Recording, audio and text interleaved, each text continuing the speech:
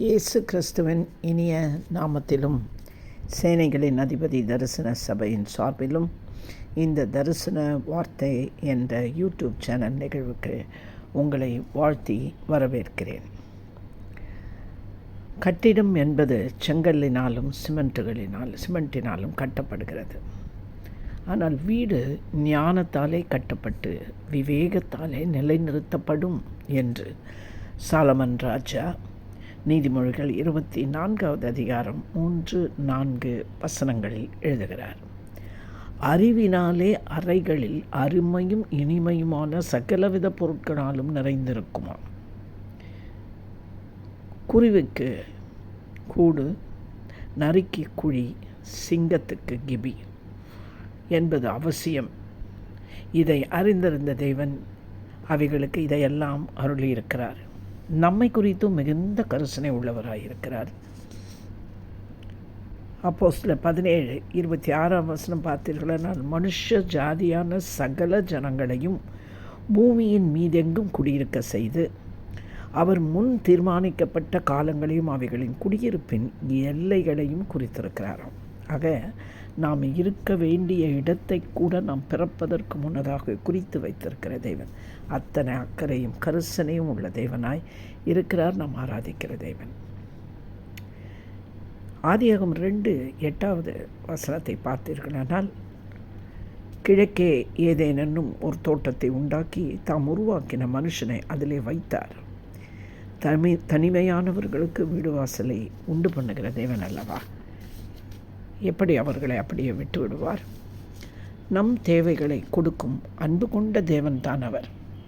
ஆனால் கேட்பதை எல்லாம் தரும் தாத்தா போல அல்ல, பிள்ளைகளுக்கு தேவையானவைகளை கொடுக்கிற ஒரு தகப்பனாகவே இருக்கிறார். பணத்தால் பதவியால் நவீன வசதி உள்ள வீடுகளை நாம் வாங்க முடியும், சுதந்திரிக்க முடியும்.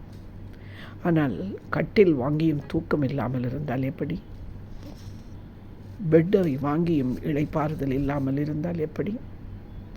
அதனால்தான் வேதம் சொல்லுகிறது, கர்த்தர் வீட்டை கட்டாராகில் அதை கட்டுகிறவன் பிரயாசம் விருதா. சங்கீதம் 127:1 வசனத்தை பார்த்தீர்களானால்,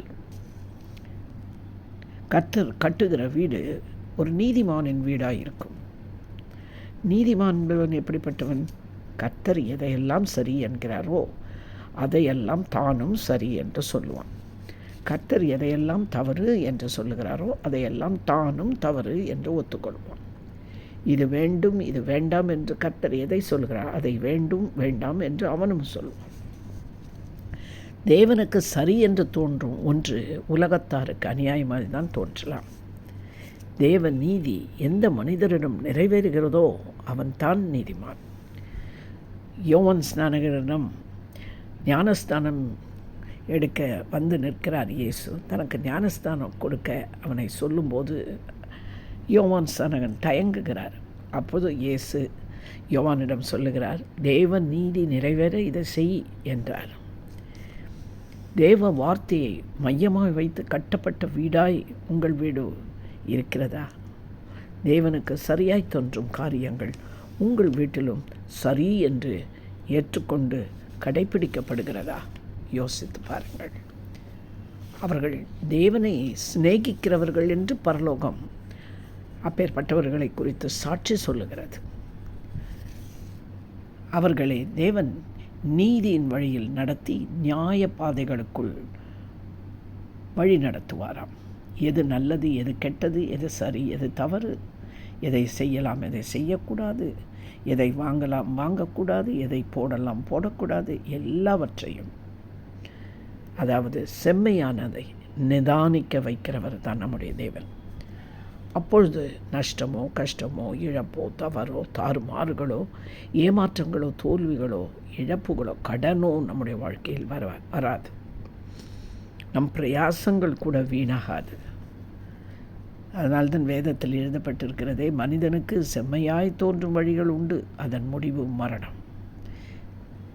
வசனத்துக்கு கீழ்ப்படியாமல் இருந்தால் நதியின் காகங்கள், அதாவது பொல்லாத அசுத்த ஆவிகள் நம்மை குருடாக்கி விடுமாம். அப்போ யார் சொன்னாலும் நமக்கு கேட்காது. நாம் சிந்திப்பது, சொல்வது, செய்வது எல்லாமே சரியானதாய் இருக்காது. சங்கீதம் 112:1 சொல்லுகிறது, கர்த்தருக்கு பயந்து அவருடைய கட்டளைகளை மிகவும் பிரியமாக இருக்கிற மனுஷன் பாக்கியவான். ஆகவே கர்த்தருடைய கட்டளைகளை கட்டாயத்துக்காக கடைப்பிடிக்கிறவர்களாக இருக்கக்கூடாது. அதன் மேல் பிரியமாக இருந்து அன்பு நிமித்தம் அதற்கு நாம் கீழ்ப்படிய வேண்டும். தேவ நீதியை நிலைநாட்டி அவர் வார்த்தையின்படி செய்து மெய்ப்பொருளை அடைந்து நீதியின் வழியில் நியாயத்தின் பாதையில் நாம் நடந்தால் கர்த்தர் நம் வீட்டை ஆளுவார். நாம் செய்வதெல்லாம் அப்பொழுது வாய்க்கும். கர்த்தர் எல்லாவற்றாலும் அப்பொழுது நிரப்புவார். கண்களை மூடி ஜெபிப்போம்மா. அன்பும் இரக்கமுள்ள எங்கள் நல்ல தகப்பனே, இந்த அருமையான வார்த்தைகளுக்காக உமக்கு நன்றி.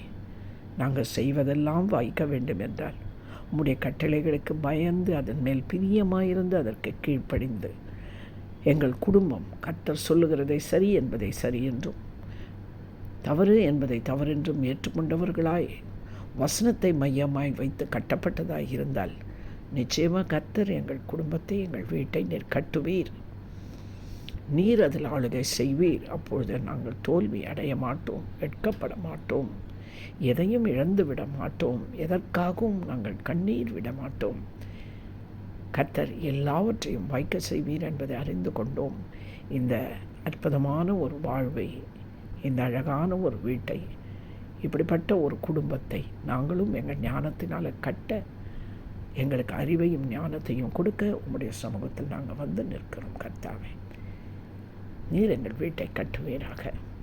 கர்த்தருடைய வீட்டை கட்டும்படியாய் நாங்கள் எல்லாம் எழும்பட்டும். கர்த்தாவே, அப்படிப்பட்ட ஒரு நல்ல வாஞ்சை எங்கள் இருதயத்தில் நீ தருவீராக. அப்பொழுது கர்த்தர் எங்கள் வீட்டை நீர் கட்டுவீர் என்று சொல்லப்பட்டிருக்கிறது. இந்த வசனத்தை கேட்டுட்டு இருந்த, வார்த்தைகளை கேட்டிருந்த ஒவ்வொருவருடைய வாழ்க்கையும், குடும்பமும் வீடும் உம்மால் கட்டப்பட்டு உம்மால் ஆளுகை செய்யப்படும்படியாக சத்ரு அந்த எல்லைகளில் வராதபடிக்கு உம்முடைய கல்வாரின் இரத்தத்தினால் எல்லைக்கோட்டை வரைந்து தடை கட்டி செபிக்கிறோம். உம்முடைய நாமத்துக்கு நாங்கள் கொடியேற்றோம். இயேசுவின் மூலம் செபிக்கிறோம் எங்கள் நல்ல பிதாவே, ஆமென். இந்த அருமையான செய்தி உங்களுக்கு பிரயோஜனமாக இருந்திருக்கும். இதை லைக் பண்ணி, ஷேர் பண்ணி, சப்ஸ்கிரைப் பண்ணுங்கள். கர்த்தர் உங்களை ஆசீர்வதிப்பார்.